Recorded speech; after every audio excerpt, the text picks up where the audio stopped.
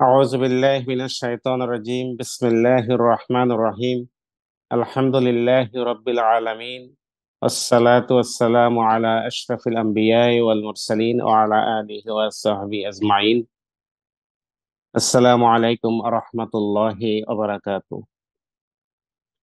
আজ আমরা খুবই আনন্দিত যে আমাদের এমন এক ব্যক্তিত্বের সাথে আজকে একটি সাক্ষাৎকার অনুষ্ঠিত হতে যাচ্ছে, যা পরবর্তীতে অডিয়েন্সরা এটা দেখতে পাবেন ইনশাআল্লাহ তাআলা। আমরা আমাদের সাথে আছেন আমাদের শ্রদ্ধেয় বড় ভাই ওস্তাদ তোফাজ্জল হোসেন খান। ওনাকে পরিচয় করে দেওয়ার মতো তেমন কিছু দরকার নাই, সবাই ওনাকে চিনেন। যিনি ইসলামী সংস্কৃতির রাহবার কবি মতিউর রহমান মল্লিক ভাইয়ের ঘনিষ্ঠ সহচর, জীবন্ত কিংবদন্তি জনাব ওস্তাদ তোফাজ্জল হোসেন খান ভাই। আসসালামু আলাইকুম ভাই, আপনি কেমন আছেন? ওয়ালাইকুম আসসালাম ওয়া রাহমাতুল্লাহি ওয়া বারাকাতুহু। আলহামদুলিল্লাহ ভালো আছি। আপনাদের আমেরিকায় আছি। ইনশাআল্লাহ হয়তো কালকেই আমরা আবার বাংলাদেশের উদ্দেশ্যে রওনা দিব। এই মুহূর্তে আপনার সাথে কথা বলে ভালো লাগছে এবং আমাদের সকল প্রবাসীদেরকে আমি আমার সালাম ও শুভেচ্ছা জানাচ্ছি এবং এই ফোক টিভির যে সকল দর্শক শ্রোতা আছেন তাদের প্রতিও আমার আন্তরিক সালাম ও শুভেচ্ছা। আলহামদুলিল্লাহ, আমরা আপনার সাথে কথা বলতে পেরে এবং আপনার সাথে দেখা করে কিছুদিন সময় অতিবাহিত করে খুবই সবাই আনন্দ উপভোগ করেছে, অনেক কিছু শিখেছি, জেনেছি। আলহামদুলিল্লাহ, আপনাকে অশেষ ধন্যবাদ এগেইন, জাজাকুমুল্লাহ খাইরান। আপনার এই কালকে ফ্লাইট, আমি যতদূর জানি, এর ব্যস্ততার ভিতরে আপনি সময়টুকু বের করে আমাদেরকে সময় দিয়েছেন। ভাই, আপনাকে নিয়ে আমরা কিছু প্রশ্ন করব, সবাই একটু জানার জন্য। যদিও আপনি পপ টিভির মাধ্যমে কিছুদিন আগে একটা ইন্টারভিউ দিয়েছেন, এটা আপনার বিদায় লগ্নে আরেকটা ইন্টারভিউ আমরা নিব ইনশাল্লাহ। তো আপনাকে আপনার ব্যক্তিগত জীবন সম্পর্কে ভাই আমরা কিছু জিজ্ঞাসা করব। আপনার একটা আরো অনেক কিছু আসবে, যেটা আমেরিকার সফর সম্পর্কে আসবে, সাংস্কৃতিক জীবন সম্পর্কে আসবে। মোদ্দা কথা, আপনার সার্বিক একটা বিদায় লগ্নে একটা কিছু কথাবার্তা আমরা আহ জানার জন্য চেষ্টা করবো ইনশাল্লাহ। ইনশাআল্লাহ। প্রথমত প্রথমত আপনার কাছে বলবো যে আপনি কবে থেকে ভাই এই লেখালেখি এবং গান শুরু করার কাজগুলো শুরু করেছেন, কোন বয়স থেকে? খুব সুন্দর সুন্দর প্রশ্ন করেছেন এবং খুব কৌতূহলী প্রশ্ন বলা যায় এটা। জি। আমার তো জিনিসটি খুবই এক ধরনের, আমি মাঝে মাঝেই খুব অবাক হই আমার এই বিষয়টা, লেখালেখির বিষয়টা বিশেষ করে। কারণ আমি যখন কবি মতিউর রহমান মল্লিক ভাইয়ের সান্নিধ্যে আসি, সেটি ছিল আমি তখন মাস্টার্সে পড়াশোনা করি। তো তো যারা স্বাভাবিকভাবে লেখালেখি করেন, কবি বা শিল্পী সাহিত্যিক, তাদের এই কাজটা শুরু হয় আরো অনেক আগে। বিশেষ করে বলা যায় স্কুল জীবনে শুরু হয়। আমি যতদূর আমার আমার অভিজ্ঞতায় বলে, যাদের সাথে কথা বলি, তারা সবসময় এটি একটি প্রতিভা আসলে, আল্লাহ তাআলার দান। কিন্তু আমার বেলায় জিনিসটি একটু ভিন্ন, একটু ব্যতিক্রম। কারণ আমি এই ধরনের কাজের জন্য আমার ইতিপূর্বে কোন রকমের উম ইয়া নেই, সংশ্লিষ্টতা ছিল না। তবে গানের প্রতি আমার একটা, এটি আমার পারিবারিক একটা ঐতিহ্যের মধ্যেই ছিল। আমার পরিবারে, সাংস্কৃতিক একটি পরিবারে আমি জন্ম নিয়েছি। আমার আব্বা স্কুল শিক্ষক ছিলেন। তিনি নাটক করতেন, ফুটবল খেলতেন, গান গাইতেন এবং আমাদের এই ধারাবাহিকতায় আমি খুব ছোট্ট বেলা থেকেই গ্রামোফোনে গান শুনতাম ইন্ডিয়ান শিল্পীদের। তারপরে আমাদের বাসায় একদম সূচনা লগ্নেই, সেই বলতে পারেন আহ, 62-63, ওই 1962-63 সনে আমার বাসায় রেডিও ছিল। আচ্ছা। ব্যাপারে তো সব ব্যাপারেই একটি পরিবেশ ছিল, সাংস্কৃতিক পরিমণ্ডল ছিলাম সেইভাবে। তখন মল্লিক ভাইয়ের সাথে আমার পরিচয় যে হয়, বলতে পারেন যে কত সেই 77-78-এর দিকে। তখন আমি মাস্টার্স পড়াশোনা করি। আহ, এই তখন আমি মল্লিক ভাইয়ের সাথে সান্নিধ্যে এসে আমি গানের প্রতি কিভাবে যেন আল্লাহ তাআলার এক অসীম দয়া, এটা বলা। আলহামদুলিল্লাহ। মল্লিক ভাইয়ের গানে মাঝে মাঝে আমি সুরের ব্যাপারে একটু আহ, আহ, ইয়া করতাম, সহযোগিতা করতাম।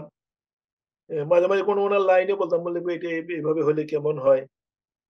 তখন মল্লিক ভাই তো আসলে কেমন মানুষ ছিলেন এটা তো এই অল্প সময়ে বুঝিয়ে বলার মতো না। উনি দাঁড়িয়ে গিয়ে আমাকে পিঠ চাপড়ে বললেন, তাফাজ্জল ভাই আপনি গান লিখতে পারবেন, আপনি গান লিখেন। আলহামদুলিল্লাহ। এইভাবেই শুরু। এবং প্রাথমিকভাবে মল্লিক ভাই অনেক গানই আমার নানাভাবে লাইন যুক্ত করে দিতেন, যাতে গানটি অনেক সুন্দর হয়ে যেত। এইভাবে আলহামদুলিল্লাহ। ওনার সহযোগিতা, প্রত্যক্ষভাবে সহযোগিতা নিয়ে আমার গান লেখালেখি শুরু। এটা একদম বলতে পারেন যেটা নিরেট আল্লাহ তাআলার অসীম রহমত বরকত ছাড়া কিছুই না। আলহামদুলিল্লাহ। আলহামদুলিল্লাহ, আল্লাহ মল্লিক ভাইকে আপনার এই সওয়াবের জন্য উত্তম যাজা দান করুন, এবং আপনাকেও আল্লাহ তাআলা উত্তম যাজা দান করুন। এটা আমি আপনার এটা আপনার দিনের একটা বিরাট খেদমত। আলহামদুলিল্লাহ। ভাই, আপনি কয়জন আপনার কয়জন সন্তান সন্ততি আছেন, এবং পরিবার সম্পর্কে আপনি একটু কিছু বলেন। জি, জি। আমি তো সেই সন্তান সন্ততির প্রশ্ন করেছেন। আমি বিয়ে করি আপনার 1981-তে, 81-এ। তো তারপর থেকে আলহামদুলিল্লাহ আল্লাহ আমাদেরকে 5টি কন্যা সন্তান দান করেছেন। আলহামদুলিল্লাহ। আলহামদুলিল্লাহ সবার বিয়ে হয়ে গেছে ইতিমধ্যে।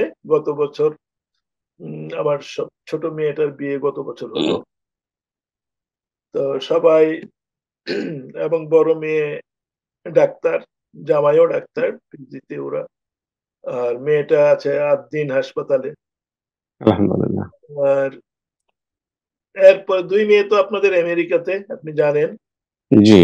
এই মেয়েদের এখানেই আমরা বেড়াতে এসেছিলাম। তারপরে আপনাদের সাথে সান্নিধ্য, আপনাদের পরিচয়, আপনাদের সাথে আতিথেয়তা, অনেক কিছু আমেরিকা অনেক জায়গায়। আমরা এই 2 মেয়ে, একজন মিশিগানে, আমি এখন নিউ নিউ জার্সিতে। জার্সিতে। জি। এখানে আগামীকালকে নিউ ইয়র্ক হয়ে আমি ইনশাল্লাহ দেশে, দেশের উদ্দেশ্যে চলে যাবেন। জি, আলহামদুলিল্লাহ। আল্লাহ যদি তৌফিক দেন। জি। আপনার আহ, দেশের বাড়িটা মানে গ্রামের দেশে বাড়িটা? আর একদম গাজীপুর, ঢাকার অদূরেই গাজীপুর জেলায়। আমার উপজেলার নাম কাপাসিয়া উপজেলা। জি। সেই উপজেলায়। আর আমার লেখাপড়া, স্কুল জীবনটা ছিল আমাদের বাড়ির সাথেই। আমাদের হাই স্কুল, যেখানে আমার আব্বাও শিক্ষকতা করতেন। তবে আমি আব্বাকে হারিয়েছি ক্লাস 4-এ থাকি, 4 যখন পড়ি তখন আব্বা হারিয়েছি। তারপরে ক্লাস 10-এ পড়ার সময় মাকে হারিয়েছি। তারপরে একদম সেই এতিম বলতে যা বুঝায়, হ্যাঁ। মামাদের মানে কি বলে, মামাদের তত্ত্বাবধানে। দেখাশোনা করে আমাদেরকে টোটাল পরিবারকে দেখাশোনা করতেন মামারা। কয় ভাই কয় বোন ভাই আপনারা? আমরা আমরা 4 ভাই। আমি সবার বড়। আচ্ছা। আমার আমার ইমিডিয়েট ছোটই ছিল বোন। তো সেই বোন আবার আমেরিকাতেই থাকে। সে থাকে নিউ ইয়র্কে। আচ্ছা। তা আপনি তো আহ, ইসলামী ব্যাংকে খুব সম্ভব ভিপি ফাইন্যান্সিয়াল পজিশন থেকে মনে হয় রিটায়ার করছেন, নাকি এই ধরনের কি? আমি আপনার প্রথম আমার চাকরি জীবনটা শুরু হয় জনতা ব্যাংকে। তখন জি। ইসলামী ব্যাংক হয়নি। জি। আমি ডিগ্রি পড়ার সময় আমি জনতা ব্যাংকে চাকরিতে ঢুকি। কারণ আমার কোনো আমার পেছনে তো কোনো, আপনার আগেই বলেছি, বাবা-মা নাই। ছোট দায় ভাই, দায়িত্ব আছে। ছোট ভাই-বোন। যার জন্য আমার চাকরিটা খুব দরকারি ছিল। হুম, হুম। আলহামদুলিল্লাহ আল্লাহ আমাকে জি। একটা চাকরির সুযোগ করে দিয়েছিলেন জনতা ব্যাংকে।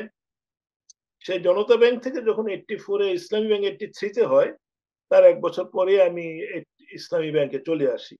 সুদী ব্যাংক থেকে ইসলামী ব্যাংকে। তারপরে ইসলামী ব্যাংকে আমি প্রায় সুদীর্ঘ 30 বছর জব করে সিনিয়র ভাইস প্রেসিডেন্ট হিসাবে আমি রিটায়ার, রিটায়ারমেন্টে গেছে। জি। অবসরে যাই। সেটি ছিল 2015-তে, 2015 ফেব্রুয়ারিতে। আলহামদুলিল্লাহ। তা আপনি তো আমেরিকা সফর করলেন প্রায় 3 মাসের মতো, খুব সম্ভব। তো 4 মাস। 4 মাস, 4 মাসের মতো সফর করলেন। তা আপনি কোন কোন সিটিতে গিয়েছেন? আমি প্রথম তো এই যে আমি এখন নিউ জার্সিতে আছি, এটা আমার 4 নাম্বার মেয়ে, ওর বাসায় এখানে এসে প্রথম উঠেছি। জি। তারপরে এখান থেকে আমি নিউ জার্সি থেকে গেলাম আমি মিশিগানে, আমার ওই ও হচ্ছে আমার সেকেন্ড মেয়ে। সেকেন্ড মে। হ্যাঁ, ওরা মিশিগানে আছে। ওর হাসব্যান্ড ওই মিশিগান, ইস্টার্ন মিশিগান ইউনিভার্সিটির অ্যাসোসিয়েট প্রফেসর। জি। তারপরে ওখান থেকে তো আমি এসে দেখলাম যে মুনা কনভেনশন, ওই মুনা কনভেনশনের, পেনসিলভেনিয়াতে। হ্যাঁ, ওরা আমাকে এসে দাওয়াত করলো আমার খবর শুনে। মুনা কনভেনশনের 3 ভাই এসেছিলেন আমার এখানে। তারপর সেইভাবে আমি আপনার সাথে তো ওই কনভেনশন কনভেনশনে দেখা হয়েছে, জি। আলহামদুলিল্লাহ। তিন ফরেস্ট। দিনই ছিলাম। আমরা একটা কনভেনশনের পাশে একটা হোটেলে আপনার আমার ওয়াইফ সহই আমরা ওখানে 3 দিন আলহামদুলিল্লাহ অনেক একটা মিনি বাংলাদেশ মনে হয় দেখতে পাচ্ছিলাম মুনা কনভেনশনে। সারা আমেরিকার আলহামদুলিল্লাহ। জি। লোকজন এখানে জড়ো হয়। যাদের জি। সাথে দেখা করা সম্ভব হতো না এমনি, এমনি। তো এটা খুবই সুন্দর, মানে আল্লাহ সৌভাগ্য বলা যায়। আলহামদুলিল্লাহ। আলহামদুলিল্লাহ। মোনা কনভেনশনে তো প্রায় 25,000 মুসলমানের সমাবেশ হয়, বাঙালি জি, প্রায় জি। এরকম ধরা হয় আর কি। এবছর বোধহয় একটু কম হয়েছে শুনলাম। হ্যাঁ। জি। তা আলহামদুলিল্লাহ, আপনি আমেরিকাতে আপনার সময়টা কিভাবে কাটলো, এটা আপনি কি ধরনের ফিল করেছেন? আপনি অবশ্য সামারে এসেছেন, না, না যদি আপনি আমি উইন্টারে আসতেন তাহলে আরেকটা পরিবেশ পাইতেন। ও জি। না, সামারে আমাকে আসার জন্য মেয়েরাও সাজেস্ট করেছিল যে জি। এখানে শীতকালে তো ওই যে এখন শীত শুরু হয়নি আমেরিকায়, কিন্তু শীত শুরু হয়নি। কিন্তু আমার না। খুব আমি আমি এখন ব্যাগ আনাটা কঠিন হয়ে যায়। তো আমি বলি যে ওরা বলে যে তখন তো বরফ পড়বে চারিদিকে, কোথাও ঘোরাঘুরি করা যাবে না। জি, তবে নভেম্বর ডিসেম্বরে প্রচুর বরফ পড়ে। জি, জি, জি। ডিসেম্বরে। ডিসেম্বরে। তো এখন তো সবেমাত্র অক্টোবর শেষ হচ্ছে। জি। তো আমি তো আমেরিকার এরপরও অল্প সময়ের মধ্যে বলা যায় অনেক জায়গায় যাওয়ার সৌভাগ্য হয়েছে। আপনার শিকাগোতে গেলাম। জি। আলহামদুলিল্লাহ। শিকাগো তো খুবই সুন্দর শহর, যে লেকটা আমার চোখে লেগে থাকে প্রায় সময়ই। মিশিগান লেক, জি। হ্যাঁ, অনেক মিশিগান দেখার লেক। জিনিস আছে, দেখার জিনিস সবকিছু আপনাকে দেখানো সম্ভব হয় নাই হ্যাঁ, সেই সময়ের অভাবে। জি। শিকাগো সেই বিশাল সুউচ্চ ভবনে আপনি নিয়ে গেলেন। যেখান থেকে ৩ টি সিএস টাওয়ার। জি। ৩ টি স্টেটকে দেখা যায়। জি। এ তারপরে তো আমি গেলাম সেই নায়াগ্রা ফলস, সেখানে বাফেলো। জি। তে ছিলাম, ওখানে হোটেলে ছিলাম। আমার ওই মিশিগানের ওই 2nd মেয়ে, জামাই, নাতি, ওরা সবাই ওখানে আমরা গেলাম, হোটেলে ছিলাম। জি। তারপর ওখানে আমার আত্মীয়স্বজন ছিল। আমার ওই যে বোনের এক ছেলে ওখানে বাড়ি করছে। ওদের বাসায় গেলাম। আমার আরেক মামাতো বোনের বাসা আছে ওখানে, ওখানে গেলাম। নিয়াজ মার্শাল্লাহ। নিয়াজ ভাই, সাইফুল্লাহ মানসুরের বড় ভাই নিয়াজ মাকদুম। বাফলোতে আছেন উনি। ওনাদের বাসায় যাওয়া সম্ভব হয়নি। এক জায়গায় আমরা একত্রিত হয়েছিলাম। জি। ইঞ্জিনিয়ার মারুফ ঢাকায় থাকতে কাশেম ভাইয়ের সাথে ব্যবসা করত, ইঞ্জিনিয়ার মারুফ। জি। মানে বাফেলোতে আমাদের অনেক ভাই, সোহেল ভাই আমাদের, আমরা ঈদের কাপাসিয়ার মানুষ। উনার জি। বাসায় যেতে, তারপরে নায়াগ্রা ফলস সে তো এক মানে সারা দুনিয়ার আকর্ষণের এক জায়গা। আকর্ষণ, সৃষ্টির রহস্য আসলে বোঝা যায় এগুলা দেখলে। জি। এটা না দেখলে তো বোঝা যায় না। আমরা জি। বোট আলহামদুলিল্লাহ। ফলস এর কাছাকাছি চলে গিয়েছিলাম বোটে করে। জি, জি। আলহামদুলিল্লাহ। জি। তা আপনি আমেরিকাতে এবং বাংলাদেশ এবং আমেরিকা, এই ওয়েস্টার্ন কান্ট্রি এবং বাংলাদেশ দুইটার ভিতরে আপনার কাছে কি বিশেষ তফাৎ মনে হয়? কিভাবে আপনি এটার একটা কম্পারিজন ড্র করবেন আপনার এইটা দৃষ্টিতে? খুব কঠিন প্রশ্ন আপনি করেছেন। জি। তবে কঠিন প্রশ্ন আবার সহজ প্রশ্ন। কারণ কম্পেয়ার করার তেমন বেশি কিছু নেই। কারণ আমেরিকার সাথে আমার বাংলাদেশের কম্পেয়ার আমরা কিভাবে করব? বাংলাদেশ, বিশেষ কালচারগত দিকটা আর কি, ওইভাবে। হ্যাঁ, বিশেষ করে আমি এটাই চিন্তা করি যে আমাদের শক্তি যে অপচয় হয়, এই যে আমেরিকাতে দেখেন শত মানে প্রায় এই তাদের যে এই অ্যাডমিনিস্ট্রেটিভ স্টেবিলিটিটা, এটা প্রায় ১৫০ বছরেরও বেশি। তারা এখানে হয়তো আততায়ীর গুলিতে মারা গেছে কোনো প্রেসিডেন্ট, কিন্তু তারা এগুলো নিয়ে তাদের মধ্যে কোনো কেওয়াসার হয় না, নাই। একটি সিস্টেমের মধ্যে কিন্তু চলে আসছে। দেখেন, এটা সবচেয়ে বড় আমি মনে করি। এই শক্তি যদি আমাদের অপচয় না হতো বাংলাদেশে, আর আমাদের এই 53-54 বছরের সময়ের মধ্যে দেখেন কত ভাবে আমরা আমাদের মূল শক্তি অপচয় হয়েছে শুধু ওই শাসন ব্যবস্থা কারাকারি নিয়ে, মারামারি নিয়ে, কে কাকে জি জি এটা না হলে জি দেখেন আর করাপশন। তো আমেরিকার সবকিছু আমি সমর্থন করি না, করা যায়ও না। তারা মুসলিম বিশ্বের সাথে তাদের যে বৈদেশিক ফরেন পলিসি, এগুলো তো আপনি স্বীকার করবেন যে, স্বীকার করতে হবে। কারণ জি, আমাদের এখানে তারা নিরপেক্ষ থাকেন না। থাকেন না। ইসরায়েলকে তারা নানাভাবে, বলতে গেলে তাদের সাপোর্টেই ওরা এতটা ডেসপারেট হয়ে যায়। তো এইটা বাদ দিলে আপনি আমেরিকার সবকিছুতেই আপনি যেটা আমরা হয়তো একটা সুশাসন বলতে যা বুঝি, সেই জিনিসটা কিন্তু এখানে এই সেখানে কিন্তু এটা হয়। জি, তো এই জন্য আমেরিকার আমি কোথাও এই যে এতটুকু বিচ্যুতি দেখি না। এই যে রাস্তাঘাটে এত চমৎকার তাদের যে কমিউনিকেশন যে নেটওয়ার্ক, জি। এটা কোথাও আমি ওই যে শত শত মাইল কিন্তু জার্নি করেছেন। ট্রাভেল জি। করেছি, তো কোথাও থেমে থাকতে হয়নি, যেটা তাদের বাংলাদেশে সিস্টেমটা যে ট্রাফিক সিস্টেম বা ইত্যাদি গুলা খুবই চমৎকার। যে এত তাদের এই ট্রাফিক সিস্টেমটা দেখবেন যে আরো 100 বছরও কোনো প্রবলেম হবে না, না, এটা আমার মনে হয়। মনে হয়। জি জি হ্যাঁ, তো আর আমাদের তো একটা একটা রাস্তা করে 5 বছর যেতে না যেতে সে রাস্তা আবার খোঁড়াখুড়ি ভাঙাভাঙি, আবার জি। নতুন করে প্ল্যান করে। তো এই হচ্ছে আমাদের বাংলাদেশের। আর আমাদের তো না, তবে যেটা এখানে ধরেন সারা দুনিয়ার মানুষের মিলন কেন্দ্র আমেরিকা। তবে আপনি ভাই, জি, এই যে এই চরিত্রটা হওয়া উচিত ছিল আমাদের মুসলমানদের। আমার এরা অবশ্যই মিথ্যা কথা কম বলে, বলতে চাচ্ছি, জি তারপর তাদের সততা আছে, টাইমের ব্যাপারে জি জি। সিনসিয়ারিটি আছে, এই জিনিসগুলা তাদের কাছে খুবই, এটা হওয়া এগুলো তো উচিত ছিল আমাদের আমাদের। হওয়ার কথা ছিল, জি। কিন্তু এগুলো তাদের আছে। শুধু বিশ্বাসের জায়গায় তারা যদি শুধু ইমান নাই তাদের। ব্যাক করে, তাহলে দেখবেন যে এরাই হয়ে যাবে সবচেয়ে সবচেয়ে আদর্শবান। চমৎকার মুসলমান। জি জি। এদের ইমানটা নাই, কিন্তু এরা যদি ইমানটা পাইতো তাহলে এরা চমৎকার মুসলমান হইতো। জি জি জি, জি ডেফিনেটলি। জি। তা আপনি আমেরিকা তো প্রায় 4 মাস থাকলেন, আবার কবে আসার নিয়ত আছে যদি আল্লাহ চায়? তো এখন বলা যাবে না, কারণ এই সফর, আমার তো বয়স এখন ধরেন প্রায় 70-70ই হয়ে গেছে বলা যায়। তো এই বয়সে এত লম্বা দীর্ঘ জার্নি, এটা আসলে খুব ধকল দেয়। এবং আমি তো আল- আল্লাহ এতক্ষণ আপনাকে সহজ করে দেখতে, জি, সহজ করে দেখে এগুলা। কোনো তো শেষ কথা বলে কিছু নেই, দুইটা মেয়ে নাই। থাকে এখানে। জি জি। হয়তো বা আবার আপনাদের সাথে দেখা হতেও পারে, আর আপনার তো অবশ্যই দেখা হবে আমাদের সাথে। আলহামদুলিল্লাহ।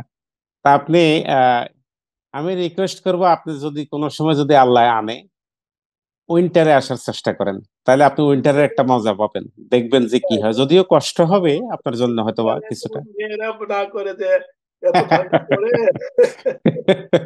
ওই জন্য সামারে, আর ওদের স্কুল বন্ধ ছিল সামারে, জি, এটাও একটা কারণ ওরা আমাদেরকে নিয়ে ফ্রিলি ঘোরাফেরা করা গেছে। ট্রাভেল জি করতে পারছে, যেতে পারছে। জি। আলহামদুলিল্লাহ, আমরা অনেক কিছু শিখলাম। তা আপনি আমাদের প্রবাসীদের উদ্দেশ্যে আপনি যদি আহ, কিছু বলবেন কিনা, যদি কিছু বলার থাকে জি আমেরিকা জি। প্রবাসীদের উদ্দেশ্যে কিছু বলেন। ওরা, আমার যতদূর জানা যে প্রবাসীরা এখানে আপনারা বেশ সচেতন আপনাদের দিন সম্পর্কে। যেমন আমার 2 মেয়ে, তাদের বাচ্চাদেরকে আমি দেখলাম, ওরা প্রচুর পয়সা খরচ করতে হয়, ইসলামিক স্কুলে পড়ায়। জি হয়তো ওরা এইটা এই নরমাল পড়ালে পয়সা খরচই হতো না, এখানে ফ্রি এগুলো। কিন্তু শুধু তাদের বিশ্বাসের জন্য, তাদের ঈমানের জন্যে, সন্তানদেরকে সেভাবে গড়ে তোলার জন্যে স্কুলে, ওই ইসলামিক স্কুলে, আমার ওই মিশিগানের মেয়েটার স্কুল ০.৫ ঘন্টা যেতে, ০.৫ ঘন্টা আসতে। আর এখানে তারটা স্কুলটা কাছে, এরাও স্কুলে পড়ায়, ইসলামিক স্কুলে। তো এই সুযোগটা যে আছে এটা তো কম কথা না। কাম করেন, এই আলহামদুলিল্লাহ। জি, এখানে স্কুলে কোরআন পড়তেছে, নামাজ পড়তেছে, আরবিতে কথা বলা শিখতেছে। মানে এটা আমার কাছে বিদেশি আলহামদুলিল্লাহ। দেশেও এই অ্যারেঞ্জমেন্টের এখনো আমি খুব একটা দেখি না। তো জি। আলহামদুলিল্লাহ এটা আমেরিকার। আর এই জিনিসগুলো আপনারা এখানে যারা থাকেন তাদের তো এখানে আসলে এখানকার কালচার তো আপনি ভালো জানেন। এখানে তো মানুষ তাদের ড্রেস কোড যেটা বলেন এটা তো খুবই আমাদের জন্য মুসলিমদের জন্য বাস, বিব্রতকর। খুবই মুশকিল। জি। জন্য এখানে আপনাদের কাজ হবে নিজেদের তো প্রাথমিকভাবে নিজেদের ইমানকে হেফাজত করা। এবং অন্যদের কাছে দাও, যারা আমাদের প্রবাসী ভাই শুধু বাংলাদেশ না, পাকিস্তান, ইন্ডিয়া, আর সারা আরব। দুনিয়ার মানুষ এখানে আসে, জি। তাদেরকে ইসলামের দাওয়াত পৌঁছানোর অ্যারেঞ্জমেন্ট আছে, সেইগুলোকে আপনারা আরো শক্তিশালী লেগে থাকবেন এগুলোর সাথে, যাতে জি। নিজেরাও হেফাজত থাকতে পারেন, ইসলামকেও যেন আপনারা এগিয়ে নিতে পারেন। এটাই। আলহামদুলিল্লাহ, আলহামদুলিল্লাহ।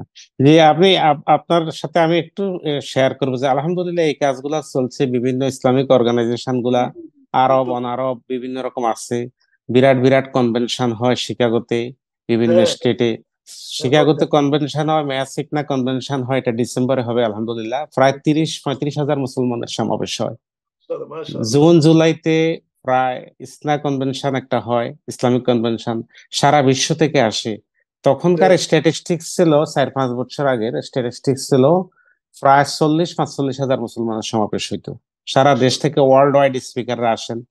দিনের তোর তার তারবিয়া তালিম তারবিয়ার জন্য অনেক ইনস্টিটিউশন আলহামদুলিল্লাহ হয়ে গেছে। তা আল্লাহ যদি চায় হয়তো আরো বেশি হবে, মানুষ অনেক সচেতন এই মাক্কি জিন্দিগানিতে আলহামদুলিল্লাহ। তা আপনার এই এই পরামর্শগুলো আমাদের জন্য খুবই কল্যাণকর হবে, আশা করি আমরা ইনশাল্লাহ মনে রাখবো ইনশাল্লাহ।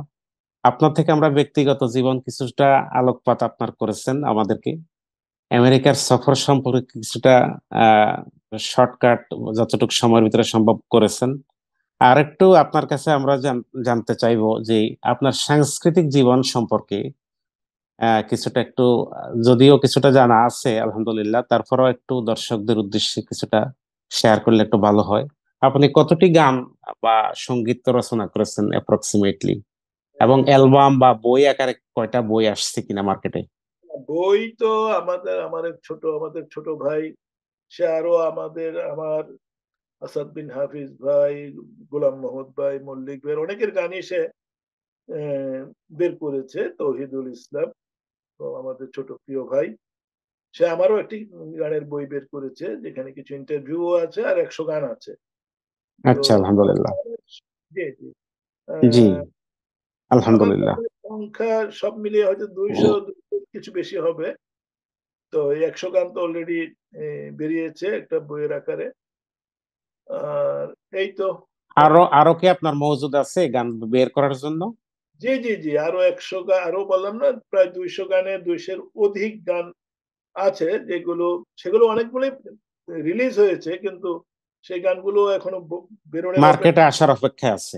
হ্যাঁ, আচ্ছা। কারণ জি। তৌহিদ বইটা বের করেছে প্রায় 3 থেকে 4 বছর আগে। তো এরপরে আরো অনেক গান হয়েছে আর কি, প্রায়। ওইটার মলারটা তহিদুল ইসলাম উনি আমাকে পাঠিয়েছেন, এটা বইটা না, ইয়েটা মলারটা উপরে কভারটা পাঠিয়েছেন, এটা এটা জি, দেখেছি, দেখি ইনশাল্লাহ কালেক্ট করার চেষ্টা করব। আপনি, ইনশাল্লাহ। ভাই আপনি তো, আপনার বড্ড একটা লম্বা একটা সাংস্কৃতিক জীবন, জীবনের একটি বিশেষ অংশ আপনি এই দিনের পথে কাজ করেছেন। আল্লাহ আপনার খেদমতটুকু কবুল করুন। আপনি মল্লিক ভাইয়ের সহচর ছিলেন, খুবই কাছের লোকদের ভিতরে একজন, হাতে গোনা কয়েকজনের ভিতরে আপনি একজন। মল্লিক ভাইদের মল্লিক ভাইয়ের সাথে আপনার বিশেষ কোনো একটি উল্লেখযোগ্য ঘটনা এই মুহূর্তে আপনার মনে পড়ে কিনা? অনেক ঘটনা আছে হয়তোবা, কিন্তু স্পেশাল জি, একটা ঘটনা, সময় স্বল্পতার কারণে একটাই বলবো, বলেন। না, সেইটাই। মল্লিক ভাইয়ের জীবনের যেটা আপনি বললেন একটু আগে, ওনার সাথে প্রতিটা মুহূর্তই স্মৃতিময় ছিল। জি। আর মল্লিক ভাইয়ের আলহামদুলিল্লাহ। স্মৃতিময় মুহূর্তের সংখ্যা অগণিত। জি। আহ, আমরা তবে আমি আর অনেক জায়গায় এই জিনিসটা শেয়ার করি। এটা করার কারণ হচ্ছে যে আমাদের নতুন প্রজন্ম যারা সাংস্কৃতিক কর্মকাণ্ডে জড়িত, তাদেরকে একটু মানে এই আইডিয়াটা দেওয়ার জন্য যে ইসলামিক, আমরা যখন প্রথম সাইমুমের উদ্যোগে একটি প্রোগ্রাম হাতে নিয়ে ঢাকার বাইরে যাই, সেটি ছিল ঢাকার বাইরে নারায়ণগঞ্জে, সম্ভবত মুরাপাড়া একটা কলেজ ছিল তখন। সম্ভবত সেটি ধরেন ৭৭-৭৮-এর ঘটনা হবে আমার যতদূর মনে পড়ে। তখন এটাই ছিল সাইমুমের ব্যানারে কোনো ঢাকার বাইরে ১ম প্রোগ্রাম। জি। এখানে আমি, মতিউর রহমান মল্লিক বা নুরুজ্জামান ফারুকী তখন রেডিওতে তিনি করতেন, একটা উজ্জীবন নামে একটা প্রোগ্রাম চালাতেন। তিনিও আমাদের শিল্পী ছিলেন। আর আব্দুল হালিম ভাই। এইভাবে আমরা যখন ওখানে প্রোগ্রাম নেই, তখন কিন্তু এটা তো একটা শ্রমিক এলাকা ছিল। মুরাপাড়াটা শ্রমিক এলাকা। Industrial belt. তো সেই কলেজে আমাদের ভাইয়েরা সংসদে জিতেছিল। তো তারা অভিষেকটা করতে চেয়েছিল যে সাইমুমকে নিয়ে। তো সেখানে আমরা প্রোগ্রাম করতে গেলাম। মিয়া মোহাম্মদ আইয়ুব ভাই ছিলেন আমাদের এই কাফেলার মানে সেনানায়ক।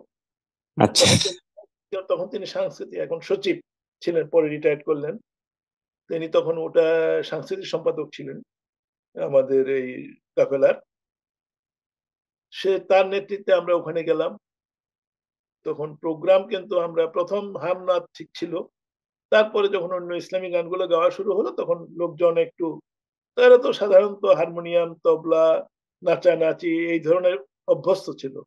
জি। এটা পছন্দ করতেছিল না।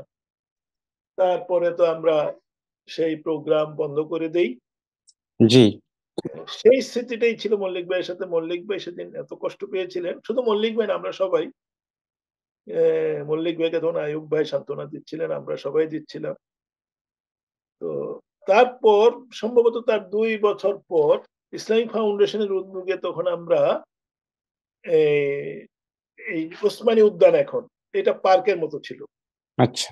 বিশাল প্যান্ডেল করে এখানে প্রোগ্রাম, সেখানে সাইমুম, পাঞ্জেরি, আমাদের হেরার রোশনি, সারা দেশের শিল্পী গোষ্ঠীদেরকে নিয়ে একটি বড় প্রস্তুতি আমরা নেই।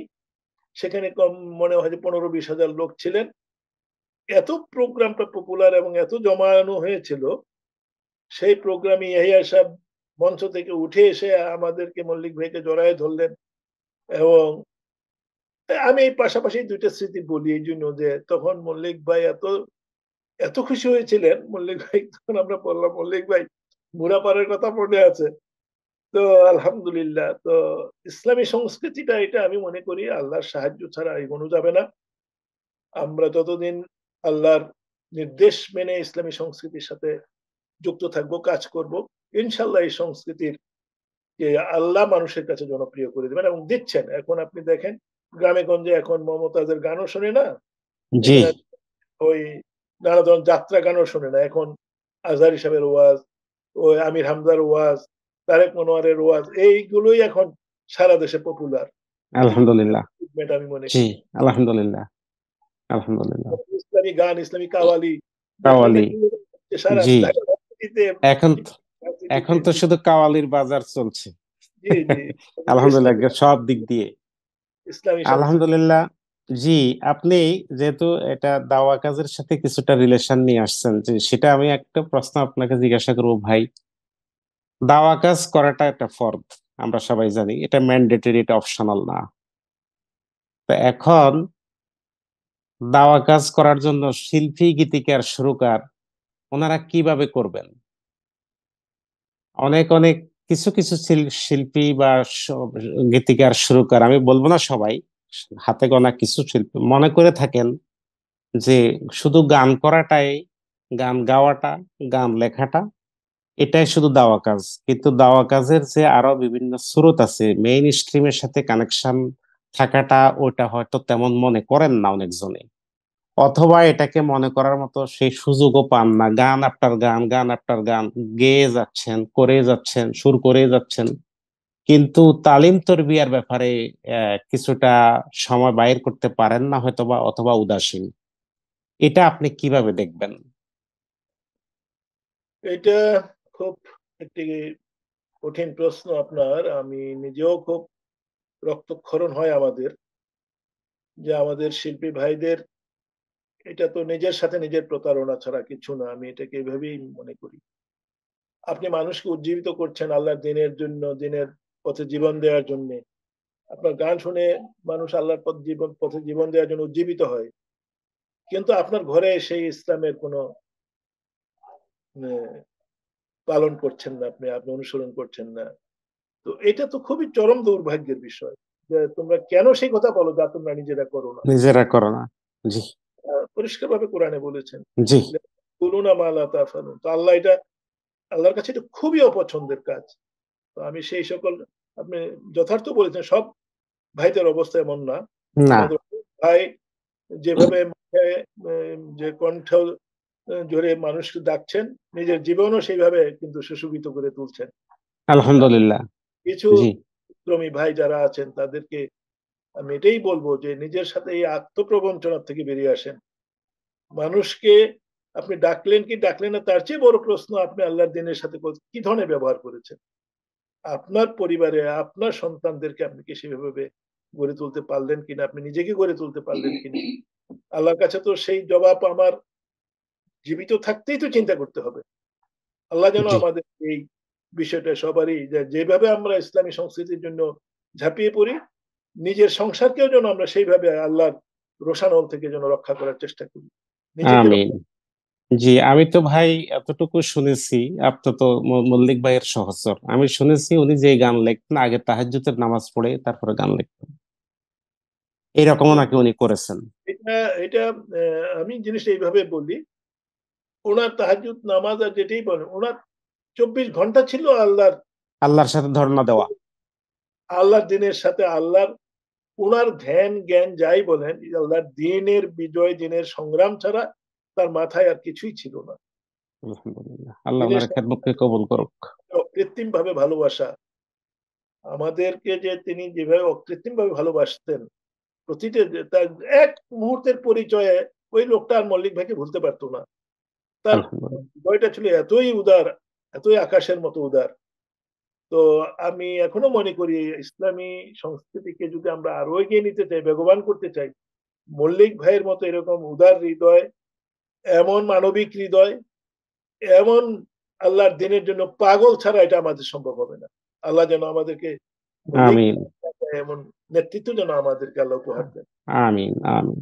ভাইজান, আরেকটা জিনিস হচ্ছে যে গান তো অনেকজনে লেখে গায় বাংলাদেশে, তো আমরা দূর থেকে যা মনে করি, আপনার কাছে প্রশ্ন, এবং সেটা হচ্ছে যে আপনারা কোনো সেন্সর বোর্ড আছে কিনা? গান তো অনেক কিছুই লেখে, কিন্তু শরিয়াত দৃষ্টিতে কোন রকম শিরক বিদআতের বিন্দু মাত্র যাররা পরিমাণ কোনো কিছু আশঙ্কা যদি থেকে থাকে, তাহলে এই গান তো লিখলে বা গাইলে অথবা কিছু হইলে গুনাহগার হয়ে যাবে। এই জন্য শরিয়ার মানদণ্ডে বিচার বিশ্লেষণ করার জন্য সেন্সর বোর্ড বা কোন রকম যাচাই বাছাইয়ের ব্যবস্থা আছে কিনা? আপনি খুব সুন্দর প্রশ্ন করেছেন, এটা জেনে খুশি হবেন।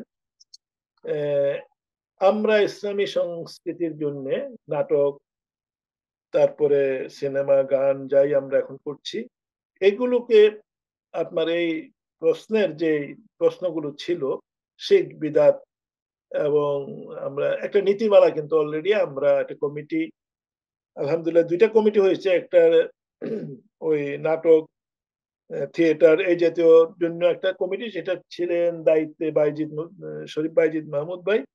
আর যেটা সঙ্গীতকে নিয়ে যেটা হচ্ছিল, সঙ্গীত বিষয়ক, সেটার দায়িত্বে আমি নিজেই ছিলাম।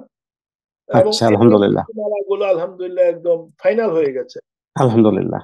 এবং ফাইনাল হয়েছে, সেখানে ওবায়দ ভাই ছিলেন, সাইফুল্লাহ মানসুর ছিলেন, আমাদের বিদগ্ধ আরো যারা ছিলেন। এটা নীতিমালাটা ফাইনাল হওয়ার পরে সেন্ট্রালি এটা অ্যাপ্রুভালের জন্য পাঠিয়ে দেওয়া হয়েছে, সম্ভবত অ্যাপ্রুভালও হয়ে গেছে। এটা ডিক্লেয়ার হবে ইনশাল্লাহ, শুনতে পারবেন দেশে গেলে। এইটা এখানে আমরা আলহামদুলিল্লাহ। নিয়ে আসছি গানের প্রতিটা লিরিককে আমরা এই এই নীতিমালা বোর্ডের আলোকে উত্তীর্ণ করে তারপরে রিলিজ করতে হবে। এইভাবে একটা কন্ট্রোল এখানে ইনশাল্লাহ, নিয়ন্ত্রণ ইনশাল্লাহ হবে। আলহামদুলিল্লাহ, তাহলে এটা একটা মাইল ফলক হবে ইনশাল্লাহ, আল্লাহ যদি চায়। আলহামদুলিল্লাহ। জি ভাই, আমরা তো অনেকক্ষণই কথা বললাম, আর দুই একটা প্রশ্ন, লাস্ট প্রশ্ন দিকে চলে আসছি আমরা। আপনি কিছুদিন আগে ফব TV, freedom of voice Chicago, এটাতে আপনি একটা সাক্ষাৎকার দিয়েছেন, আলহামদুলিল্লাহ। তারপরও ফব টিভির উদ্দেশ্যে বা দর্শকদের উদ্দেশ্যে আপনার কিছু যদি নসিহা থাকে, আমাদেরকে মেহরবানি করে বলতে পারেন। সব টিভির তো এজেন্ডা তিনটা নিয়ে কাজ করছে। নসিহা না, আমি যেটা বলবো, ফোক টিভি আলহামদুলিল্লাহ এটা আপনার এটার উদ্যোক্তা হিসেবে আপনি আছেন, এবং আমি আহ, খুবই গর্বিত যে এই আমেরিকাতে আপনি এই উদ্যোগটা গ্রহণ করেছেন। আল্লাহ ইনিশিয়েটিভ আরো কয়েকজন ভাই আছেন, আরো কয়েকজন ভাই আছেন। আর কয়েকজন, হ্যাঁ আরো জি কয়েকজন আছেন, আপনি মূল উদ্যোক্তা বলা যায়। তো এটা খুবই সময় উপযোগী আমি মনে করি, কারণ আমেরিকার যারা আমরা প্রবাসী বা সারা দেশ দুনিয়া থেকে আগত, তাদের জন্য কিছু মেসেজ তো থাকতেই হবে, এবং আপনি freedom of voice of freedom folk freedom of voice, তাই জি না?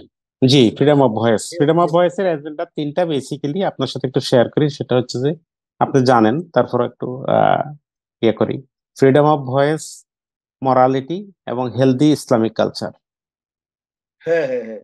তো জি এটা খুব আপনি কারেক্টলি অ্যাড্রেস করছেন যে এইগুলো যদি আমাদের এই মূল মন্ত্র হয়, তাহলে কিন্তু ইনশাল্লাহ এটা আপনাদের কাজে কর্মে অবশ্যই।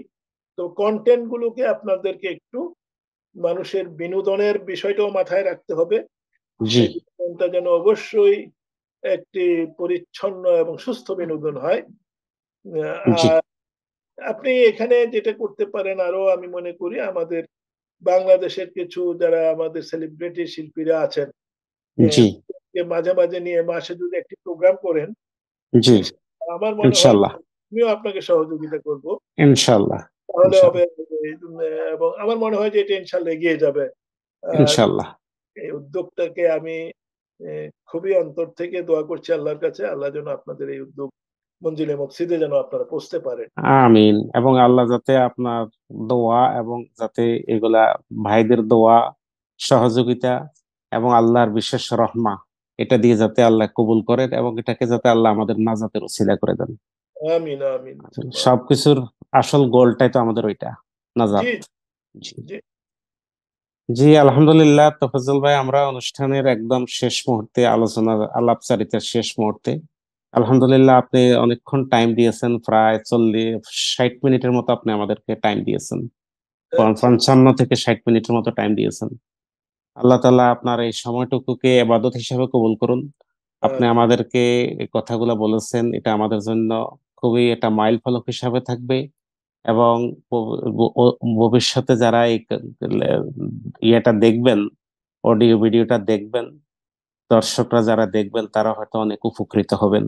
জাজাকুমুল্লাহ খায়রান। আপনাকে আমরা আবারও ইনশাল্লাহ আমেরিকাতে দেখার জন্য, আসার জন্য আমন্ত্রণ জানাচ্ছি। আল্লাহ আপনাকে হায়াতে তাইয়্যিবা, সিহাতে কুল্লিয়া এবং নেক হায়াত দান করুন। আপনার পরিবার পরিজনকে আল্লাহ উত্তম যাজা দান করুন। আল্লাহ আমিন, আপনাকে এই সারাটি জীবনের ইসলামী সংস্কৃতির রাহবার হিসেবে যে খেদমত করেছেন, আল্লাহ আপনার আপনার খেদমত গুলো আল্লাহ কবুল আর মঞ্জুর করুন। এই আমিন। বলে তো দর্শক, আমরা যারা দেখেছি বা ভবিষ্যতে শুনে থাকবো, আমরা আপনারা এইটা থেকে অনেক উপকৃত হবেন আশা করছি। ফব টিভির সাথে থাকুন। আল্লাহ আপনাদের সবাইকে কবুল করুন। আমিন। আসসালামু আলাইকুম রহমতুল্লাহ বারাকাতুহু।